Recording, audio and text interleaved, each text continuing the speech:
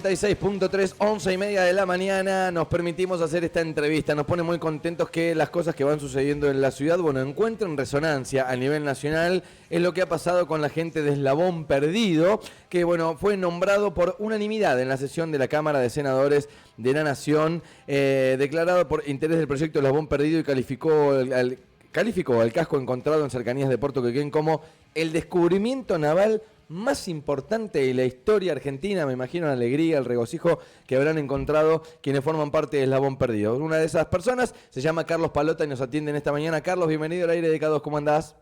Hola, buen día, ¿cómo andan? ¿Todo bien por acá? Nosotros... como vos decís, con mucha alegría por esta resolución que ha salido. Cuestiones que tienen que ver con, cuestiones legislativas que, al lado de otras que van modificando muchas veces las decisiones del país, quedan como perdidas, pero que justamente nosotros traemos un poco al aire para reivindicar el laburo que se ha hecho durante tantísimos años. Carlos, ¿sabés que me propongo como objetivo contarle un poco a la gente, primero y principal, hacer como una especie de actualización y que me ayudes a repasar cómo es que se crea el Grupo Eslabón Perdidos, quiénes lo integran, dónde tienen base y a qué se dedican? ¿Me ayudás? Sí, cómo no. Bueno, mira, te digo, el Grupo Eslabón Perdido arranca ya por 2020 con un relato de un lugareño acá de la zona que dice que su abuelo habría visto allá por el año 45 como un submarino desembarcaba en las costas de como es lo que sería hoy Arenas Verdes o límite con Costa Bonita, y que presuntamente habría sido testigo de que lo habrían hundido. Eso fue en su momento el relato original. Bueno, a partir de ahí comienza una investigación encabezada por Abel Basti, que es un investigador que trata todo el tema del fenómeno nazi en nuestro país, y junto con otros relatos que hubo de desembarcos en la estancia de Moromar y avistamientos en la zona, es que comienza a armarse toda esta historia. Bueno, lo cierto es que primero se arrancó con algún dato que no era lo más correcto, o sea, como toda investigación. Y a través de un dato aportado por pescadores, surge que había un punto en el mar, que había algo raro ahí abajo, que ellos cada vez que pasaban por ahí veían con el sonar que aparecía una señal, y Eslabón Perdido, que está conformada somos todas personas, muchas personas de todo el país, hay gente en Eslabón Perdido, que trabajamos totalmente ad honorem y sin ningún otro fin. Yo en el caso mío me hice conocido porque salí por los medios y eso, y Abel también, pero hay mucha gente atrás de esto. Carlos, cuando sí se juntan, porque me imagino que el puntapié inicial puede ser una fábula, puede ser un mito, puede ser un cuento de algún lugareño que quizá en el afán de querer inventar una historia por lugar donde vive, dice, sí, yo en alguna época, a partir de ese momento que ustedes se hacen de esa noticia, ¿cómo se avanza con una investigación de este tipo? Bueno, que justamente más allá de que esta historia arranca con algunos datos equivocados, sí, había un dato certero, es que algo había pasado ahí. Okay. Y hay registros en el año 45, de hecho hay un desembarco en la estancia Muromal que está documentado, se sabe lo que pasó y todo, si bien después de mucho tiempo toda esa información desapareció, pero alcanzó a ser difundida en su momento. Hay algunos datos registrados en los diarios de época, tanto de Necochea, de Mar del Plata, inclusive de Buenos Aires, que llevan a que no es un mito, o sea, podría haber errores, podría haber diferencias, pero que algo pasó en el lugar, pasó. Por Bien. Ese motivo es que se hace tanto hincapié. Y cuando aparece el dato, básicamente de los pescadores que dicen, che, mira, en este punto hay algo, ahí te podés imaginar que, se trataron de conseguir los medios para ir a buscar y, sí, efectivamente se encontró algo ahí abajo. ¿El objetivo de Eslabón Perdido tiene que ver solamente con comprobar que hubo presencia, por ejemplo, de jerarcas nazis en esta parte del territorio argentino, o tiene otros objetivos también? No, básicamente Eslabón Perdido lo que trata de hacer es tratar de encontrar naufragios que hubieron en la zona relacionados con la Guerra Mundial. Okay. Y justamente todo basado en ese dato que vuelvo a repetir de los desembarcos que hubo en la zona. Se sabe del desembarco en Moromar, se sabe de la actividad en la zona de Centinela del Mar, y después, vuelvo a repetir, en los medios de época están documentados avistamientos. Hay gente que vio los submarinos por todos lados, se veían los periscopios, inclusive alguien hasta en algún diario aparece que se vio la nave navegando en el mar. Bien, a partir del descubrimiento del sonar, del radar que a los pescadores le daba que en ese lugar había algo, ¿cómo siguió esa investigación? Bueno, ahí se hace una denuncia de hallazgo, y esa denuncia se presenta ante las autoridades navales nacionales. Bueno, como todos sabemos también de que después de que terminó la guerra, hay un montón de cosas que se taparon, que se contó una historia que ahí sí podríamos decir que hay una fábula de la historia, automáticamente fue negado de que todo esto fuera un submarino alemán. Aparecen un montón de trabas, pero ante la insistencia de Eslabón Perdido, Prefectura Naval Argentina realiza un trabajo de investigación en la zona y lo constatan que efectivamente ahí abajo hay una nave hundida de 80 metros de largo por 6 metros de ancho y que está en un estado de destrucción bastante importante. Hasta ese momento, por eso que nosotros decimos descubrimiento. Okay. Porque es algo nuevo, no existían registros que hubiera algo ahí. Bueno, y a partir de ahí es que, bueno, Eslabón Perdido, con el material aportado por la Prefectura Naval Argentina, que ellos no lo clasificaban de ninguna manera, simplemente que era una nave a pique de 80 metros de eslora por 6 de manga. Bueno, Eslabón Perdido manda a analizar esas imágenes con especialistas en Italia, y bueno, los especialistas de Italia aventuran, sí, mira, esto es en base a su experiencia, esto es un submarino, y nos atrevemos a decir que es un submarino alemán. Bueno, bien, porque hay ciertas características que hablan solamente de que esos submarinos son de aquella época, ¿no? Exacto. Aún así, si bien toda esta noticia da la vuelta al mundo y el submarino, tenemos que ser cautos y bueno, y manejarnos bajo las normas vigentes, tenemos que decir presuntamente, ¿me entendés?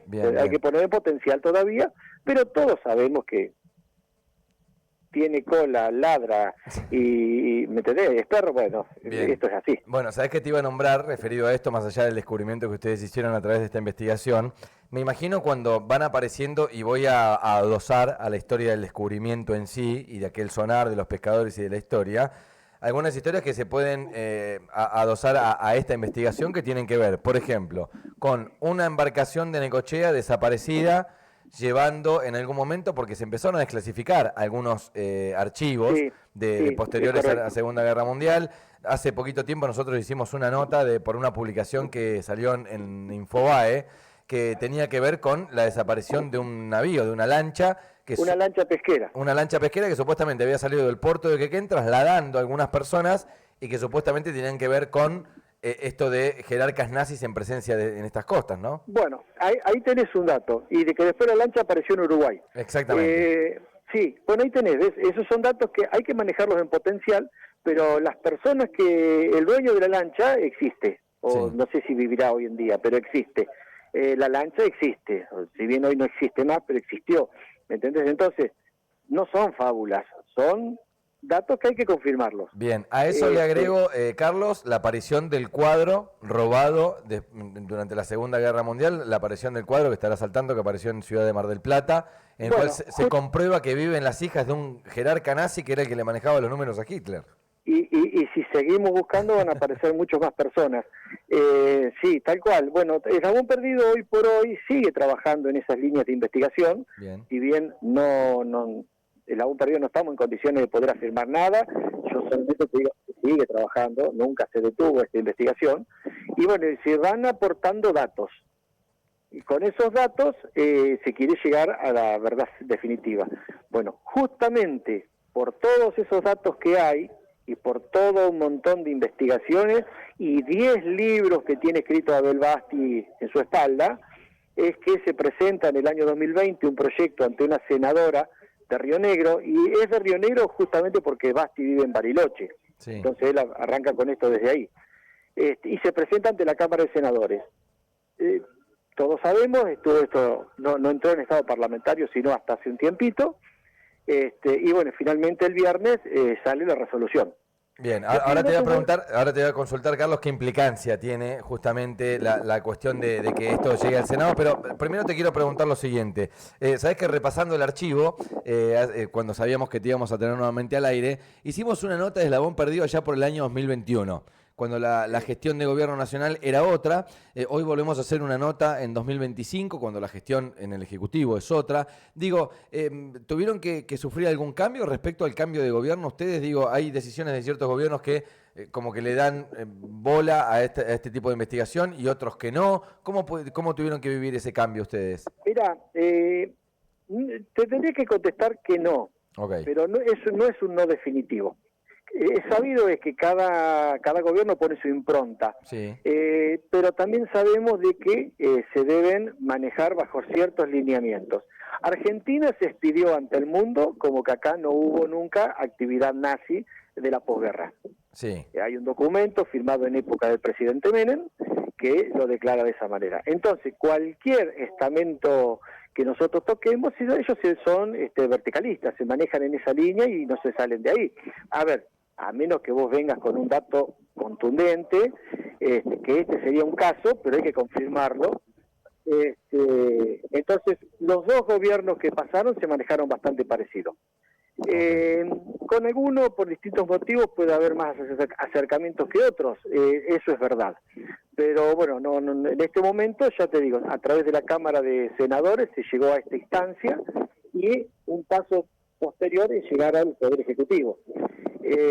Vos recién lo dijiste al principio, hoy por hoy nuestro país tiene montones de problemas como para que este sea un tema importante. Para nosotros es importantísimo, para el Estado Nacional no, vamos a ser concretos y reales. Así que esto puede llevar mucho tiempo.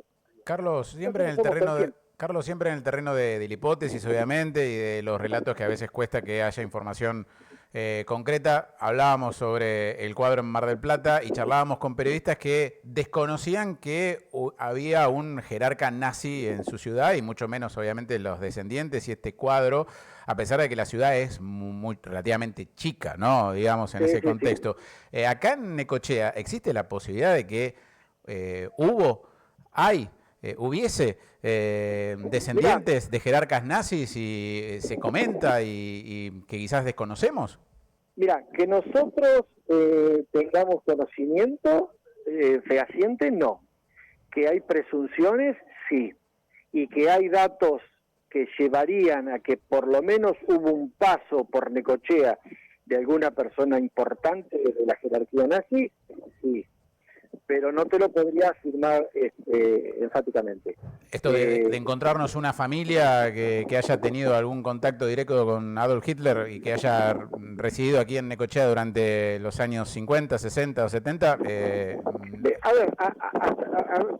tenemos que ser muy respetuosos también porque han pasado tantos años y hoy hay gente que por ahí hasta desconoce, vamos a suponer que fueran familia, hasta desconoce. Caso es el caso del cuadro que aparece en Mar del Plata. La familia de este hombre no sabían de la historia de su papá, o si la sabían, nunca la contaron. Pensemos que esto pasó en los años 40 y hoy por hoy hay una nieta o una hija de esta persona, ¿no? El cuadro, este hombre nunca cambió de nombre, siempre estuvo con su nombre y apellido. Más allá de que nosotros, por investigaciones que se han hecho, se sabe que este hombre tenía muchos contactos en la zona. Entonces, por ese motivo te tendría que decir, ¿por qué no los hubo en Necochea? Seguramente que sí. También sabemos que acá en Necochea hay muchas familias descendientes de alemanes, hay muchas personas que son alemanes o que han sido... entonces... no se podría, no estaría en condiciones de poder decirte no hubo, pero tampoco podría decirte sí hubo. Bien, Carlos, sí, concretamente, concretamente hay un dato que lleva a una dirección a Necochea, a una casa, de acuerdo a algún dato que se encontró en alguna agenda de algún alto jefe militar en alguna época cuando se lo encontró a Mengele. Bueno, aparece una dirección, aparece un nombre posiblemente en clave, apellido Moreno, para ser concreto, en Necochea. Eso sí, hay un dato que lleva a eso. Bien.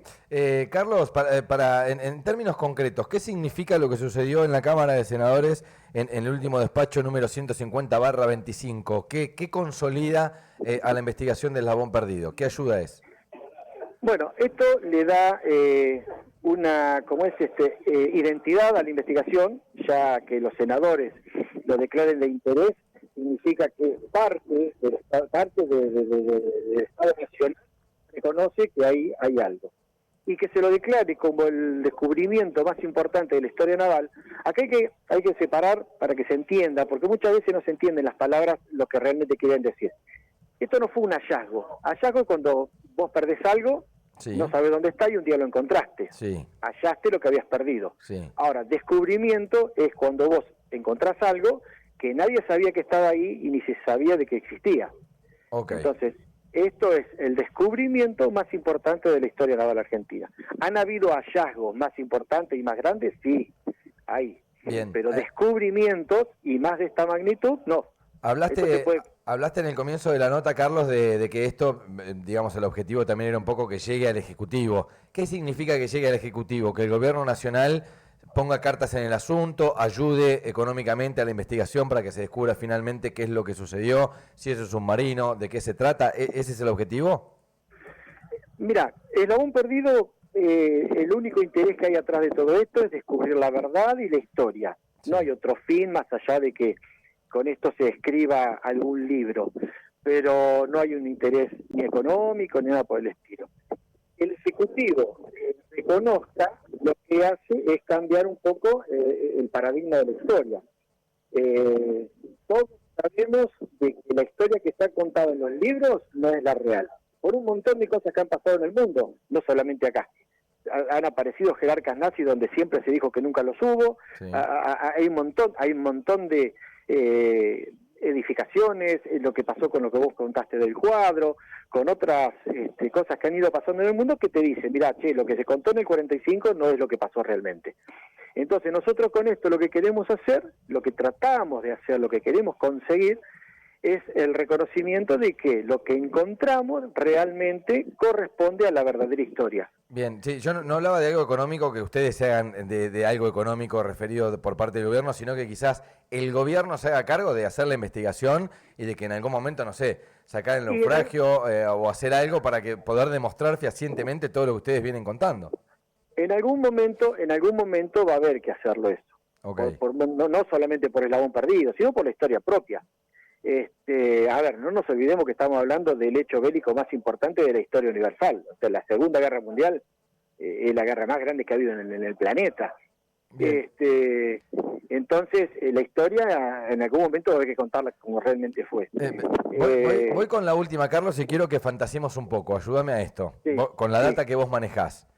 ¿Qué fantasías que puede llegar a pasar si el día de mañana un gobierno se decide, hace la investigación y ustedes pueden demostrar que ese submarino nazi pertenecía a Hitler, supongamos, y que Hitler estuvo por estas tierras protegido por ciertas personas de parte del Estado Nacional de aquel momento? ¿Fantasías con eso? Digo, ¿qué consecuencia puede llegar a tener? Más allá de cambiar la historia que nos contaron los libros, ¿no? Exacto. Yo creo, si vamos a ser honestos con nosotros mismos, no va a pasar nada. Okay. Después de casi 80 años, 90 años, no va a pasar nada. Va a cambiar la historia. Va a poner blanco sobre negro sobre un montón de cosas que pasaron en aquellos años. Sí, como vos decías, el gobierno argentino protegió a los alemanes. A ver, nosotros tenemos que entender que el gobierno argentino, mucho antes de esa época, ya era pro-alemán. El gobierno argentino estaba totalmente alineado con el imperio alemán. O sea, mantenía el ejército argentino. Si vos mirás simplemente el uniforme del ejército argentino y mirás el uniforme del ejército del imperio alemán, son los mismos. ¿Entendés? Sí, hasta se representaba cierta admiración.